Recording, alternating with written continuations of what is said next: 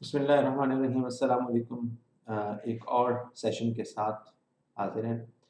अभी तक हम इस प्रैक्टिकल एथिकल हैकिंग के कोर्स में हैंड्स ऑन एथिकल हैकिंग के कोर्स में देख चुके हैं कि हमने वीएमवेयर कैसे इंस्टॉल करनी है। हमने उसमें वीएमवेयर में जो है वो काली लिनक्स किस तरह इंस्टॉल करनी है, काली लिनक्स को डाउनलोड कहाँ से करना है। अगर आप ने ये लेक्चर नहीं देखा तो आप इससे पिछली वीडियोस में जाकर देख सकते हैं।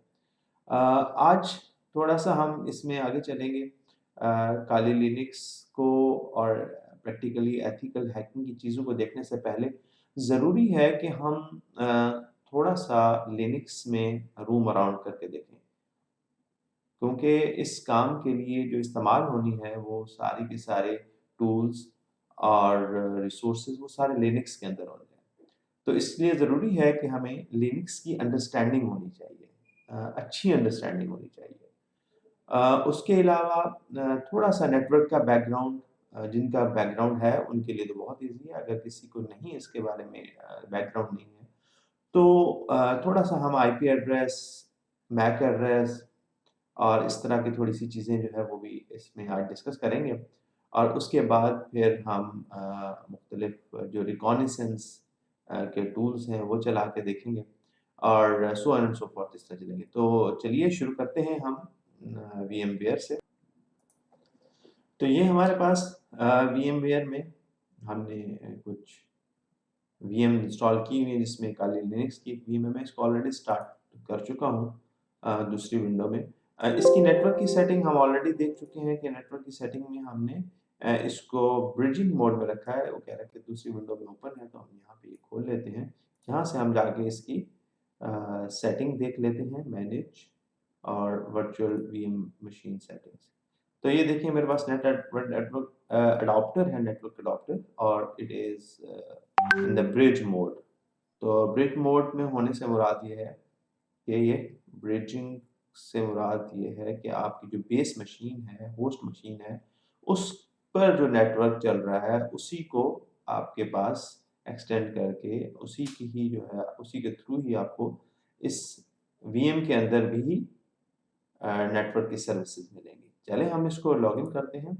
यूज़र नेम आपको पता है काली, पासवर्ड भी काली। जी। ये मैंने पहले ऑन किया हुआ था। अच्छा, जिस इसके एनवायरनमेंट के बारे में हम थोड़ा-सा एक दफ़ा डिस्कस कर चुके हैं, मेन्यू वगैरह इसका विंडोज़ के एनवायरनमेंट से थोड़ा डिफरेंट एनवायरनमेंट होता है, इफ यू कैन सी।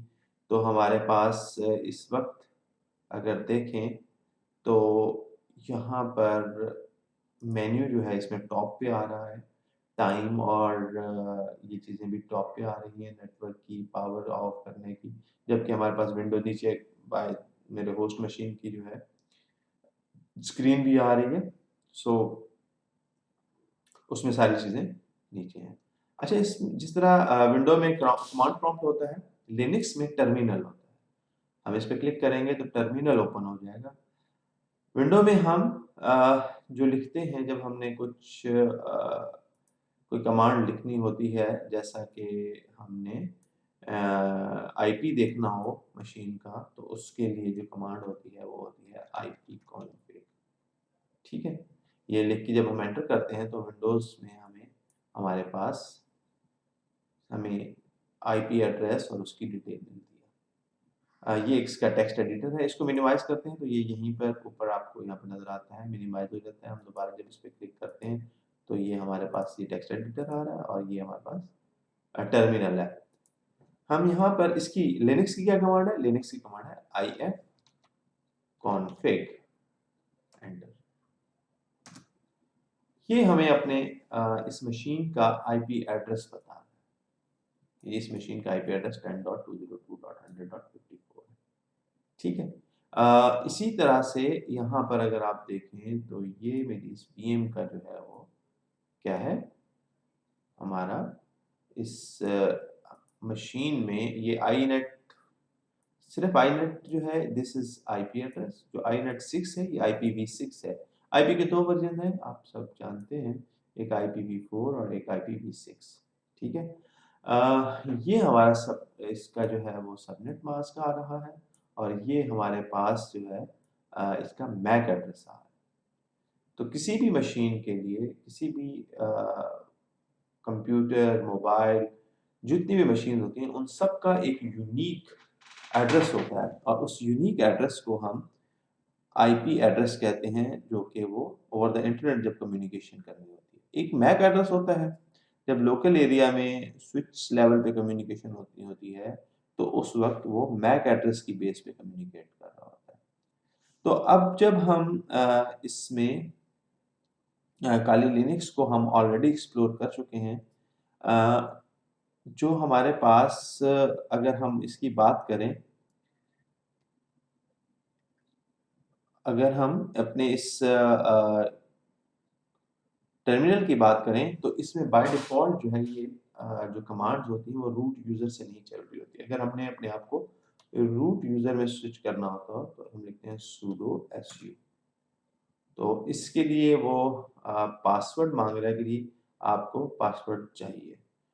तो हम जो है वो पासवर्ड देते हैं, अगर यही हुआ तो नहीं सॉरी, पासवर्ड इसका काली, यस।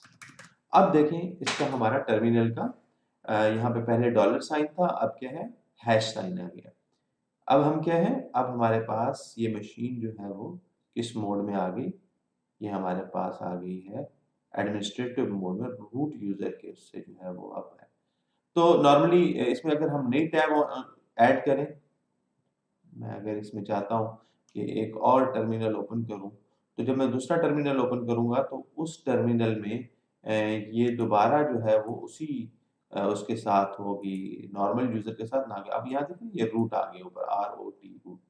ठीक है, इसको मैं एग्ज़िट करूँ तो वापस आप देखें मेरा नॉर्मल जो काली यूज़र है, जो उसका एडमिनिस्ट्रेटिव राइट्स नहीं है जिसके पास, जो कि पावर यूज़र नहीं है, उसके साथ हमारे पास लॉगिन है।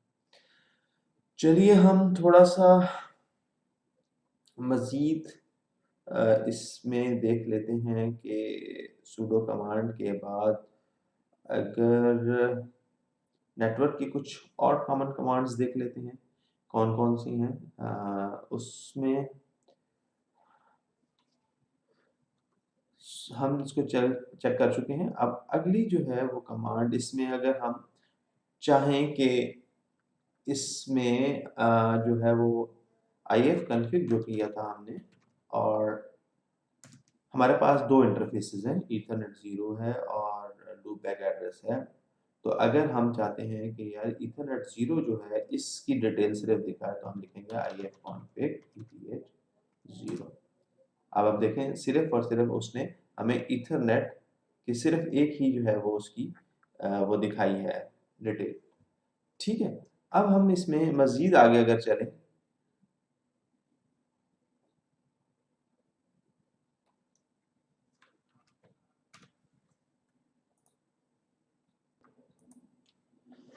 तो हम इसमें देख चुके हैं कि लास्ट एक वीडियो में हमने बात की थी कि सबसे पहले जब हम हैकिंग की जो सीरीज़ होती है, जो तरीक़ाकार होता है, उसमें सबसे पहला काम होता है, उसे हम कहते हैं इन्फॉर्मेशन गैदरिंग। हम अपने टारगेट के बारे में इन्फॉर्मेशन इकट्ठी करते हैं, उसके उसका आईपी ढूँढते हैं, उसके इंटरनेट पर पब्लिकली अवेलेबल जो इन्फॉर्मेशन होती है वो ढूँढते हैं, उससे रेलेवेंट जितनी भी इन्फॉर्मेशन अवेलेबल होती है उसको कलेक्ट करते हैं, और उसके बाद फिर हम मुख्तलिफ टूल्स के ज़रिए, जो कि यहाँ पर अच्छा रिकॉग्निशंस के या इन्फॉर्मेशन गैदरिंग के बहुत सारे टूल्स बिल्ट इन यहाँ पर अवेलेबल हैं। इससे पहले कि हम इन टूल्स को इस्तेमाल करें, सबसे पहले हमें ये पता होना चाहिए कि हम किस को टारगेट करें, टारगेट क्या है हमारा। अब ऑब्वियसली ज़ाहिर जब हम आपको सिखा रहे हैं, या हम इस वीडियो में जो मैं आपको बता रहा हूँ कि हमने जो है वो मुख्तलिफ जो टूल्स ट्राई कर लिए हैं, वो हम किसी भी ऑर्गेनाइज़ेशन के, किसी भी कंपनी के, किसी भी एजुकेशनल इंस्टीट्यूट के, किसी और इदारे के लाइफ सिस्टम पर नहीं करेंगे। और मैं आप सबसे ये उम्मीद करता हूँ जो भी ये वीडियो देख रहे हैं, फिर अच्छा अगर हम उस पे नहीं करेंगे, तो फिर क्या करेंगे, कहाँ करेंगे? जी, उसके लिए भी एक पूरा तरीक़ाकार मौजूद है। यहाँ पर मैं अब आपको दिखाऊँगा कि किस तरह से हम जो है वो अपना टारगेट ढूँढते हैं और कहाँ से ढूँढ सकते हैं। आपको याद होगा शुरू में मैंने एक वीडियो में कहा था कि बग बाउंटी प्रोग्राम जो है होते हैं दुनिया में। सो मैं यहाँ पर अगर आपको दिखाऊँ, तो जी ये एक है bugcrowd.com पे अगर आप जाएँ तो इस bugcrowd.com में आपके पास जो भी टारगेट्स हैं, ये वो लोग हैं, वो मुख्तलिफ़ कंपनीज़ हैं जिन्होंने कहा हुआ है कि आप हमारी वेबसाइट्स पर आएँ, वल्नरेबिलिटीज़ को ढूँढें और उसके बाद जो है वो आप अगर वो ढूँढ के हमें रिपोर्ट करेंगे तो हम उसके अगेंस्ट आपको बाउंटी भी देंगे। तो जिस तरह आपसे प्रॉमिस किया था कि हम आपको प्रॉपर जो है वो दिखाएँगे कि किस तरह से बग बाउंटी करना है। So Bugcrowd is the place from where we find our targets. तो यहाँ पर हम जो है प्रोग्राम्स में जाते हैं। अगर हम प्रोग्राम पे क्लिक करें तो आज आप इस वीडियो को देख रहे हैं 2022 में, मे बी आप बाद में कभी देख रहे हों, तो प्लीज़ मेक श्योर कि जो कंपनी हम आज देख रहे हैं फ्यूचर में इसमें हो, या कौन-सी कंपनी देखें। Let's check Tesla. आप सबको पता है कि टेस्ला जो है वो एक कंपनी है जो कि जो है वो इलॉन मस्क का नाम भी सुना होगा आपने और इलेक्ट्रिक व्हीकल्स का नाम भी सुना होगा। तो ये वो कंपनी है। चलें इसको देखते हैं, ये देखिए अभी इसका है। तो जब आप ये वीडियो देख रहे हैं तो kindly go to the background और वहाँ पे चेक करें कि क्या अभी भी अवेलेबल है। देखें यहाँ पर मेंशन किया हुआ है कि हम $100 से लेकर $15,000 तक एक वल्नरेबिलिटी पे कर सकते हैं। देखें how big the amount is obviously, लेकिन उसके लिए हमारी प्रिपरेशन और चीज़ें भी ऐसी होनी चाहिए, हमें इतने स्किल हों कि हम कोई अच्छी वल्नरेबिलिटी और कोई ऐसी वल्नरेबिलिटी जो कि वाक़ई उनके लिए यूज़फुल हो, जिसको वो पैच करके अपने सिस्टम को, अपने आप को जो है वो सिक्योर कर सकें। हम क्लिक करते हैं टेस्ला पे। यहाँ पर अगर आप देखें तो पूरी ना डिटेल्स दी हुई हैं। इसमें अच्छा इसमें जो ज़रूरी चीज़ है जो आपने देखनी है, वो ये है, इसमें बारे में अनाउंसमेंट्स भी बताई हुई हैं, crowd stream, hall of fame. Hall of fame से मुराद क्या है कि आप जो है वो इसमें मुख्तलिफ लोगों ने जिन्होंने जो है ना वो मुख्तलिफ टाइम्स में यहाँ पर वो की है, इनकी वल्नरेबिलिटीज़ सर्च की हैं, तो उनको देखें हर एक के पॉइंट्स हैं, देखें मुख्तलिफ लोग हैं जिन्होंने प्रैक्टिकली जो है वो इनके पास इनको वल्नरेबिलिटीज़ ढूँढ के दी हैं।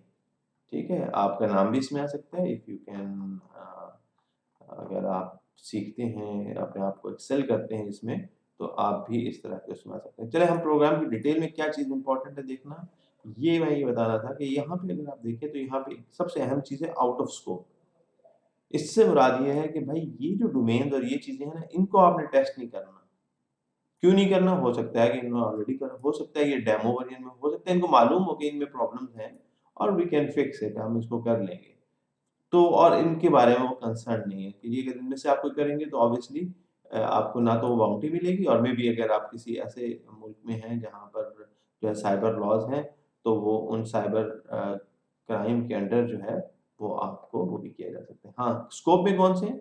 तमाम डोमेन्स tesla.com की, tesla.cn, teslamotors.com, तो इस सारे में जो है ना ये सारी हमारी वो चीज़ें हैं जो कि इसमें अवेलेबल हैं, ठीक है? इन सब को वो कहते हैं कि आप टेस्ट कर सकते हैं और इससे रेलेवेंट जो भी वल्नरेबिलिटीज़ हों, तो ये देखें इसमें हमारे पास 100 से $200, 200 से $500 and so on and so forth, जो कि वो बाउंटी जो है ना आपको दे सकते हैं।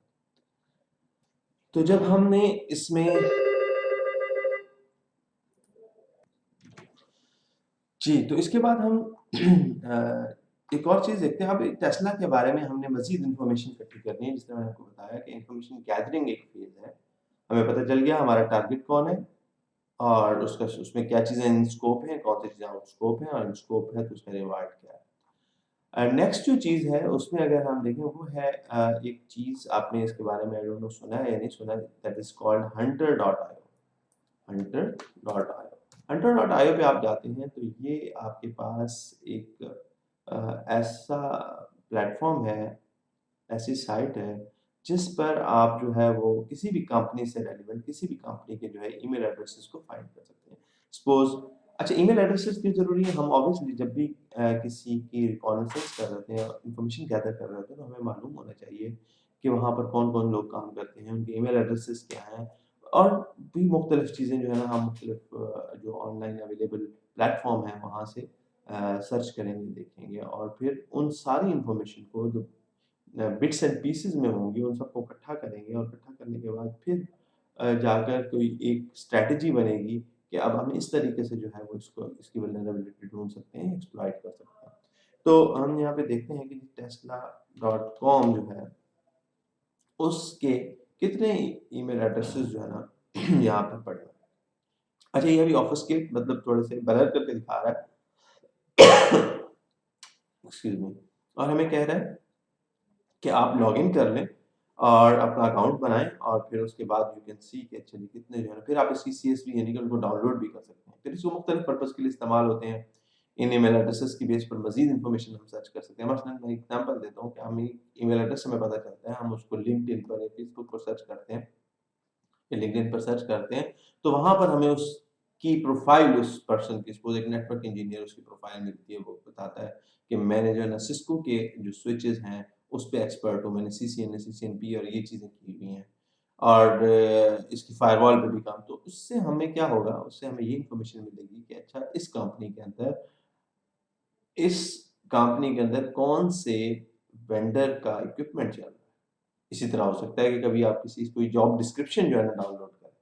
टेस्ला ने कोई जॉब डिस्क्रिप्शन जो है अपलोड की हो कि हमें एक नेटवर्क इंजीनियर चाहिए और उस नेटवर्क इंजीनियर के लिए ये रिक्वायरमेंट है, उसको सिस्को पे काम आता हो, तो इससे हमें क्या पता चल जाएगा, हमें ये पता चलेगा कि वहाँ पर डिवाइसेस कौन से, तो बजाय इसके कि हम दुनिया जहान में इतनी सारी मिलियंस ऑफ द डिवाइसेस हैं, मिलियन ऑफ द टेक्नोलॉजीज हैं, तो सबकी तो हम सबको बारी बारी तो नहीं फाइंड करेंगे। सो हम नैरो डाउन करेंगे अपनी इस इंफॉर्मेशन गैदरिंग फेज के अंदर। ठीक है? इसके अलावा एक जो है वो पुरानी कुछ इन्फॉर्मेशन ऐसी होती है जो पुरानी वेबसाइट्स पे पड़ी होती हैं। आई डोंट नो आप इससे फ़ैमिलियर हैं नहीं या नहीं, तो आपने कभी वे बैक मशीन, ये अगर आप देखें तो वे बैक मशीन जो है ये एक ऐसी वेबसाइट है, archive.org इसका एड्रेस है और वे बैक मशीन इसको कहते हैं। आप किसी भी कंपनी की वेबसाइट को जो है वो आप यहाँ पर अगर उसका एड्रेस दें, सपोज हम टेस्ला.कॉम देते हैं या इवन के जी टेस्ला डॉट, अभी आज की टेस्ला.कॉम भी खोल लेते हैं और उसकी उस दौर की और फिर पुराने दौर में देखते हैं कि ये कैसी और उसमें क्या-क्या इन्फॉर्मेशन पड़ी हुई है। ये देखें इसकी जो है वो 2002 से लेकर अब तक के 2002 में ये फर्स्ट टाइम बनी थी, तो उस वक़्त जो उसका इमेज था वो टेस्ला.कॉम कैसे दिखती थी हम उसको देखेंगे और अभी की देखते हैं। ये अभी की टेस्ला.कॉम है। ठीक है जी? और यहाँ पर देखें, यहाँ जहाँ पे ग्रीन हुई है हमें पता चल रहा है कि नवंबर 25 2002 को इसका एक इमेज जो है ना लेके रखा गया था। हम इसको खोल के देखते हैं कि जी तब जो है वो ये टेस्ला.कॉम जो है वो दिखने में कैसी होती थी। अभी हम देखेंगे।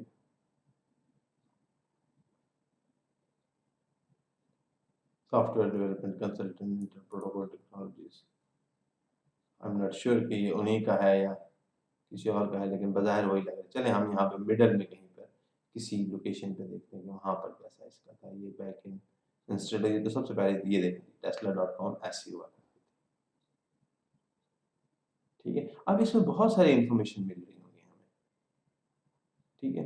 बहुत सारे जो है ना वो इसमें हो सकता है कोई पुराने जो है जॉब के ऐड हों, कोई अपने उनके नेटवर्क की इन्फॉर्मेशन हो, कोई ऐसी इन्फॉर्मेशन जो कि अभी किसी दौर में कुछ अरसे के लिए वेबसाइट पे थी, फिर उन्होंने हटा दी। इस तरह की इन्फॉर्मेशन जो है ना वो अगर हम देखना चाहते हों और ढूँढना चाहते हो, तो we can go to this Wayback Machine. Wayback Machine जो है वो अब ये देखें, ये ज़रा थोड़ा बाद का जो है एक फीचर है। ये बता रहा है 31 मार्च 2000। तो आप कोई भी वेबसाइट जो है वो अपनी यहाँ पर मेंशन करके, अभी इलेक्ट्रिक कार्स एंड सोलर की तरफ आ गए। इससे पहले जब हम देख रहे थे तो ये ज़रा एक डिफरेंट ये तो कुछ अब के वाले से मिलती-जुलती है, थोड़ा-सा ज़्यादा पीछे चलते हैं। बैक एंड ये तो 21 में हम आ गए थे। हम ज़रा इसके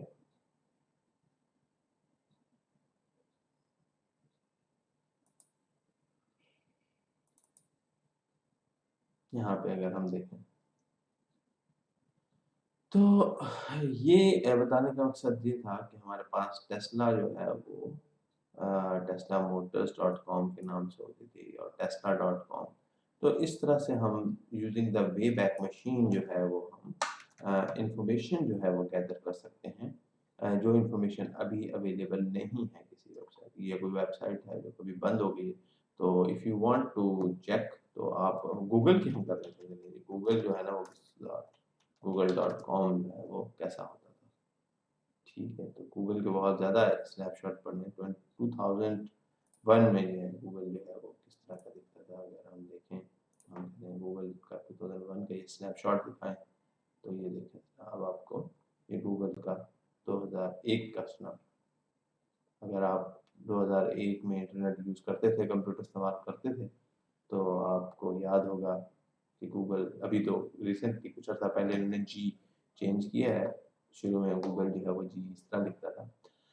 तो बताने का मकसद ये था कि हम इंफॉर्मेशन गैदरिंग के फील्ड में आप अपना यहाँ पर साइन अप करें, अपना लॉगिन बनाएं और उसके बाद कोई भी डोमेन दें और उससे रेलेवेंट जो इन्फॉर्मेशन है वो जो है आप इसमें सर्च करें। जब आप इसमें सर्च करेंगे आपको इसमें बहुत सारी जो है ना ईमेल एड्रेसेस मिलेंगे और बहुत सारे लोगों के नाम मिलेंगे जिनको फर्दर हम जो है मुख्तलिफ जो पब्लिक प्लेटफॉर्म्स हैं, सोशल मीडिया प्लेटफॉर्म्स हैं, उन पे एंट्री करेंगे और वहाँ से जो है ना हम इससे मज़ीद इन्फॉर्मेशन जो है वो इसमें से निकाल लेंगे।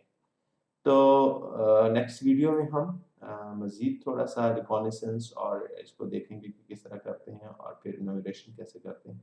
तो तब तक के लिए thank you very much, background. और अब हम जो है वो इसके नेक्स्ट वर्जन की तरफ नेक्स्ट उसके मूव करेंगे कल और आहिस्ता-आहिस्ता चीज़ें जो है अब प्रैक्टिकल उसकी तरफ जाएँगी। अ, अगर आपने अभी तक डाउनलोड नहीं किया इसको वीएमवेयर को, तो वीएमवेयर की वेबसाइट पर जाकर आप वीएमवेयर को डाउनलोड कर सकते हैं। अगर मैं आपको यहाँ से वीएमवेयर दिखाऊँ, तो वीएमवेयर जो है वो आप vmware.com पे जाकर इसके जो वर्क स्टेशन है वो आप डाउनलोड कर सकते हैं। प्रोडक्ट्स में जाके vmware.com/products, instead you can write VMware workstation download.